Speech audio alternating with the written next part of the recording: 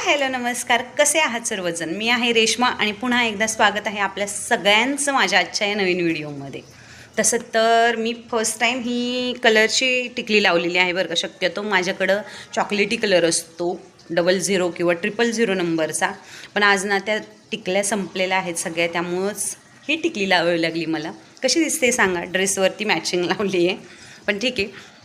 आणि आज ना उठायलाच उशीर झालेला आहे, त्यामुळं सगळ्या कामांना उशीर होत गेला आहे आणि त्याचेच परिणाम असे की सगळी कामं तशीच पडलेली आहेत. आणि त्यात मी आज घातलेलं आहे इडल्यांचं करायला. म्हणजे रात्री मी पीठ ग्राइंड करून घेतलेलं आहे आणि आता छान फर्मेंटसुद्धा झालेलं आहे, त्यामुळे इडल्या करायच्यात. ओवीला देखील बालसंस्कारच्या क्लासला सोडायचं आहे, त्यामुळे तिला सोडायला जायचं. पण त्याच्या अगोदर मला इडलीचं एकतरी कुकर करणं गरजेचं आहे. आणि सांबार करणार आहे मी. चटणी करायची होती, पण चटणीचं जे दही आहे तर दही पण नाही आणि नारळ पण नाही. जेव्हा मी तिला सोडायला जाईल त्यावेळी येताना कदाचित घेऊन येईल. आणि आज त्यात दिवसभराचं एक महत्त्वाचं काम आहे, त्यामुळं आज संध्याकाळी खूप सारे पाहुणे येणार आहेत, त्यामुळं त्यांच्यासाठी जेवणाची तयारी करायची. आणि म्हणजे आज नॉनव्हेजचंच बेत आहे, त्यांना स्पेशली नॉनव्हेज खायला बोलवलेलं आहे, त्यामुळं त्याची खूप सारी तयारी करायची. अगदी दुपारपासूनच लागावी लागणार आहे तयारीला. आणि सगळ्याच कामांना हळूहळू साफसफाई देखील करायची छोटी मोठी, कारण आपल्याला माहिती आहे पाहुणे जेव्हा घरात येतात, एखादे नवीन पाहुणे कोणीतरी, त्यावेळी आपण घर साफसफाई करतो. म्हणजे घर ऑलरेडी साफ असतं, पण तरी कुठं थोडीफार धूळ असेल किंवा कुठं काही असेल भिंतींना जाळी वगैरे, तर ती काढायची असते. तर तेच मला काढायचे. चला मग कामांना सुरुवात करूया. तोपर्यंत तुम्हीही तुमची कामं करून घ्या. माझं इडलीचं बॅटर तर छान असं फर्मेंट झालेलं आहे. रात्रभर याला छान असं ठेवलं होतं मी. एकदम आता सध्या उकाळा चालू आहे, त्यामुळे फर्मेंट व्हायला काहीच प्रॉब्लेम नाही. आणि शक्यतो मी संध्याकाळच्या वेळी याच्यामध्ये मीठ नाही टाकत. ज्या दिवशी आपल्याला इडली करायची ना त्याच वेळी याच्यामध्ये मीठ टाकते, कारण मला वाटतं तशी छान इडली बनते म्हणून. आता म्हटलं इडलीचं बॅटर झालेलं आहे परफेक्ट, तर 1 कप चहा देखील घेऊया. छान असा सगळ्यात पहिला गॅलरीमध्ये बसून आणि नंतर याच्या कामाला लागूया. आता इडलीच्या पात्रामध्ये तेल स्प्रेड करण्यासाठी माझ्याकडे बॉटल तर नाही बरं का, पण मी म्हणून हाताने स्प्रेड करते. छान असं व्यवस्थित लावून घेते. आणि मला इडल्या ना छोट्या नाहीत आवडत, अशा मोठ्या मोठ्या इडल्या आवडतात, त्यामुळे मी याच्यामध्ये ना भरभरून इडलीचं बॅटर टाकते, जेणेकरून इडल्या छान स्पॉन्जी आणि मोठ्या होतात. मग कुकरला इडल्या लावून दिल्या. अगदी 15 मिनटं लागतात आपल्याला मध्यम गॅसवरती एक परफेक्ट इडली बनण्यासाठी.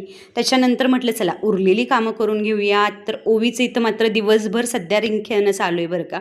सध्या तिची छान अशी प्रॅक्टिस पण होते याने. मी म्हणते जाऊ दे, यानं व्यायाम तरी होतोय म्हणून दिवसभर का खेळणं काय हरकत नाही.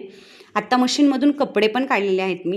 ही मशीन फ्रंट लोडची नाही, वरच्या याची आहे, कारण आमचं ना 2-3 वर्षातून ट्रान्सफर होत असतं, त्यामुळं ने आण करण्यासाठी अशा जरा सोप्या वस्तू पडतात, म्हणून मी शक्यतो अशाच वस्तू घेते ज्या वस्तू आपल्याला ने आण करण्यासाठी सोप्या पडतात. तसे तर कपडे आम्ही तिघंच आहोत, पण खूप जास्त पडतात. ओवी दिवसातून 2-3 वेळा कपडे चेंज करते. हे साईटवर जातात, त्यामुळे त्यांची आल्यानंतर कपडे असतात, म्हणून असे सगळे. आता इडल्यांचा कुकर इथं छान असा बनवून झालेला आहे बरं का. आणि इडल्या ज्यावेळेस आपण इडली परफेक्ट कशी झाली हे ओळखायचं असेल ना, तर इडली काढतो ना आपण चमच्याने, त्यावेळेस इडली लगेच निघते आणि एकदम परफेक्ट स्पॉन्जी अशी आणि एकदम मऊसूद वाटते ना आपल्याला, त्यावेळेस आपली इडली परफेक्ट बनते. सगळ्या इडल्या मी इथं काढून घेतलेल्या आहेत. छान अशा इडल्या पण झालेल्या आहेत पांढऱ्या शुभ्र. आता इडली पांढरी शुभ्र होण्यासाठी ग्राइंड करताना त्याच्यामध्ये 1 कप पोहे भिजवून टाकायचे. मस्त अशा इडल्या बनतात. सगळ्या इडल्या काढून झाल्या. आता पुढचे देखील कुकर लावून टाकणार आहे, पण त्याच्या अगोदर म्हटलं चला चटणीसाठी तर नारळ नाही ना दही नाही, त्यामुळे सांबारसाठी मी छान अशी डाळ शिजवून घेतली. आणि जी भांडी होती ना रॅकला लावायची ती लावायला घेतली. आता माझ्याकडे एवढी भांडी नाहीत बरं का, थोडीशीच भांडी आहेत, कारण आम्ही जास्त नाही ने आण करण्यामुळंच जास्त साहित्य घेत नाही, त्यामुळंच थोड्या सगळ्या गोष्टी आहेत आमच्याकडं. सगळे स्टीलचे डबे वगैरे सगळं गावाकडून आणलेलं आहे, त्यामुळं. आणि जे काही छोट्या वस्तू असतील या बरण्या वगैरे असतील ज्या काही असतील तर त्या मी स्वतःहून घेते. मस्त असं सगळ्यात पहिलं नाश्ता करून घेतल्या. इडली सांबार एकदम बेस्ट झालं होतं, भारी. आता सगळी कामं किचनच्या आवरून झालेले आहेत, नाश्ता झालेला आहे. तर आता म्हटलं घरातली आवरावर करूया, जरा साफसफाई करूया आपण. त्याच्या अगोदर ह्या केसांचं काहीतरी करावं लागणार, म्हणजे दिवसभर केस गळ्यात घेऊन तर आपण नाही साफसफाई करू शकत ना, म्हणून केस छान अशी बांधून घेतली आणि नंतर साफसफाईला लागले. आता हा जो काउंटर टॉप आहे ना, तर तो मी फ्लिपकार्टचाच घेतलेला आहे बरं का. याची क्वालिटी मला वाटतं जेमतेम आहे, कारण एवढी काही छान नाही. याचे जे खिरे आहेत ना, तर तेवढे छान असे घट्ट बसणारे नाहीत, लूज पडतात ते. त्यामुळंच हा काउंटर टॉप नेहमी हालत असतो. त्यामुळे हे छोटे छोटे मी फ्लॉवर पॉट याच्यावरती ठेवलेले, ते देखील फ्लिपकार्टचेच आहेत. सकाळी काही बाजार आणला होता मी मार्केटमधून, काही कांदे, लसूण, कोथिंबीर सध्या खूप महाग झालेली आहे बरं का. 30 ते 40 रुपयाला एक पेंडी भेटते, त्यामुळे ती जरा छान अशी जपूनच वापरावी लागते.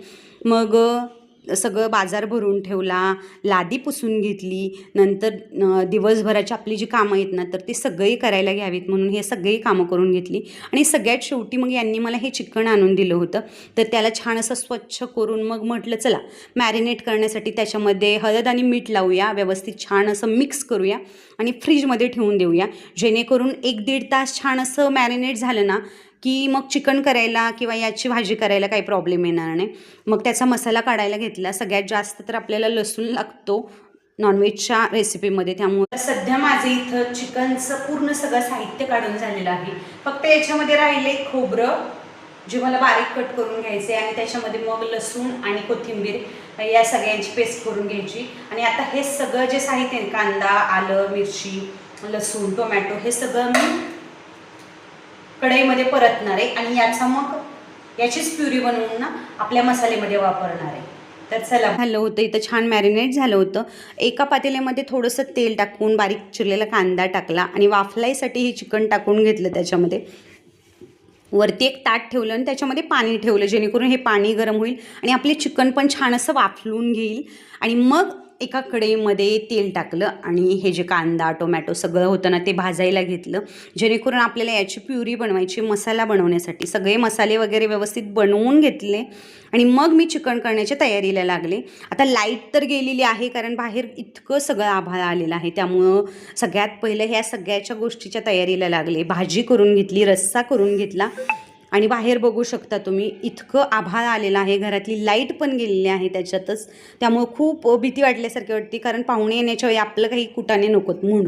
आता भाकरी झाल्या, सगळा स्वयंपाक झाला, इथं रस्सा पण झाला होता माझा आणि फ्राय पण मस्त अशी झालेली आहे. म्हणजे सगळं साहित्य माझं करून झालेलं आहे, फक्त पाहुण्यांची वाट बघायची मला. पण पाऊस इतका बाहेर चालू आहे, त्यामुळं पाहुणे येतात आहे की नाही याची पंचायत आहे. आणि बघू शकता पाऊस तर एवढा सगळा पाऊस चालू आहे, त्यामुळे काय, पण तरीही 8-8:30च्या दरम्यान पाहुणे आले, मस्त अशी जेवून गेले. चला आता मग भेटूया नेक्स्ट व्हिडिओला.